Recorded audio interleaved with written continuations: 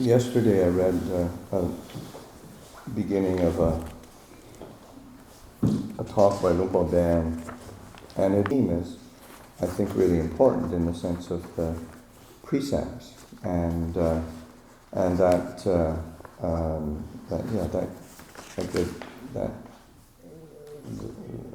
title of the talk, Committing to Goodness, is really an important theme, and that sense of precepts of virtue, of the commitment to integrity, because that's realize all of our actions have an impact, and to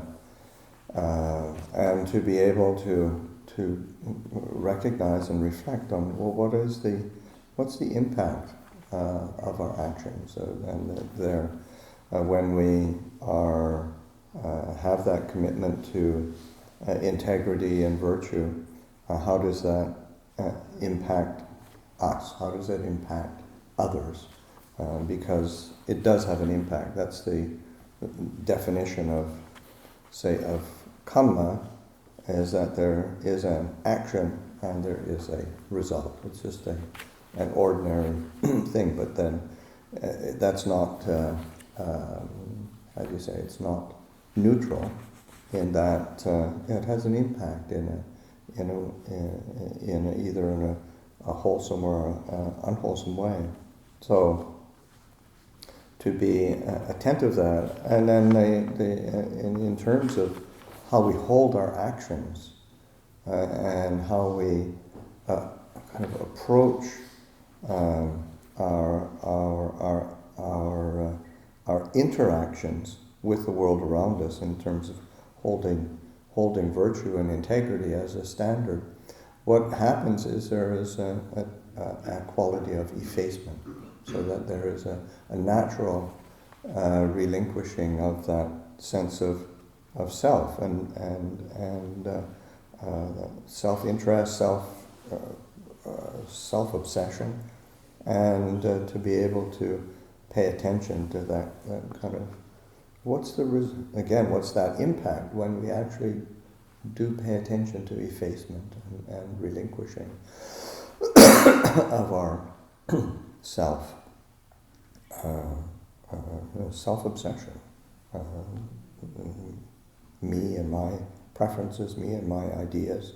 And of course, one of the results is really a sense of enjoyment, and to be able to, you realize that it's appropriate to be seeking enjoyment through wholesome action and delighting in goodness, rather than that kind of tendency to seek after some kind of gratification, some kind of stimulation, something other than the things that we're experiencing, so that our actions have results in that way, and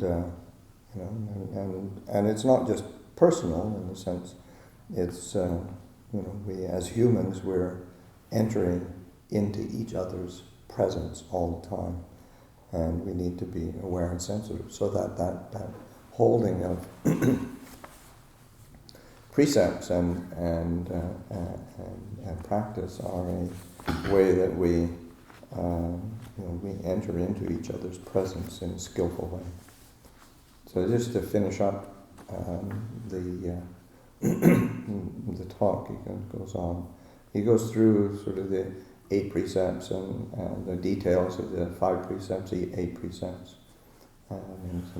Moral precepts in Dhamma practice are to train your action, speech, and thought so that they are virtuous, just, impeccable, and pure. When your actions, speech, and thoughts no longer pose any harm, then your body, speech, and mind are considered pure.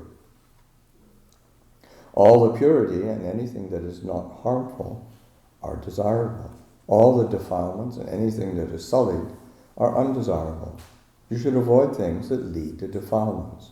You should consider things that lead to purity as basic code of practice.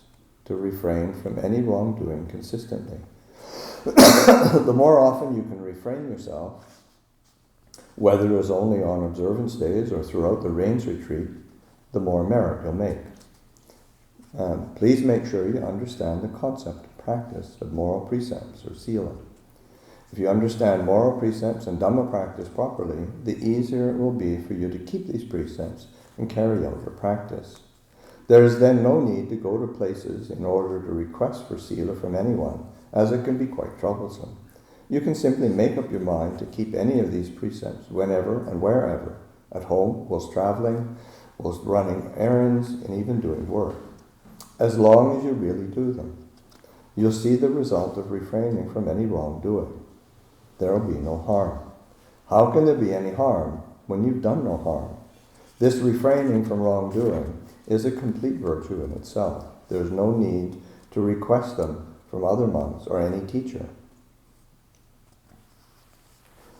Whether it is the 5 precepts, 8 precepts, 10 precepts, or 227 precepts, they all come down to maintaining your actions, speech, and thoughts.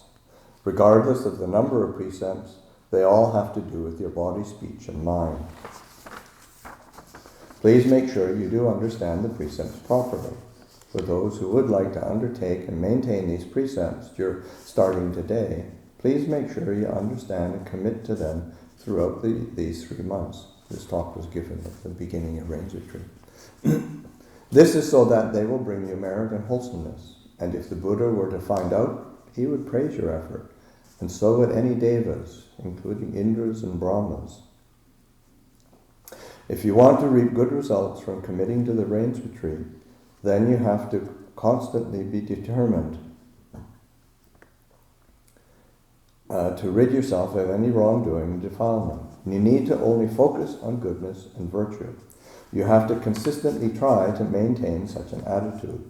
It is to train yourself to purify your body, speech, and mind. When there is an effort to purify oneself, then there is a chance of becoming a Buddha's disciple. May you all now focus on blessings. This includes those who have offered alms food as well as other offerings. You are to keep the blessing in your heart and mind. Please maintain the goodness in your heart and keep it full of merit and wholesomeness. Do not let any evil into your heart or overcome your goodness.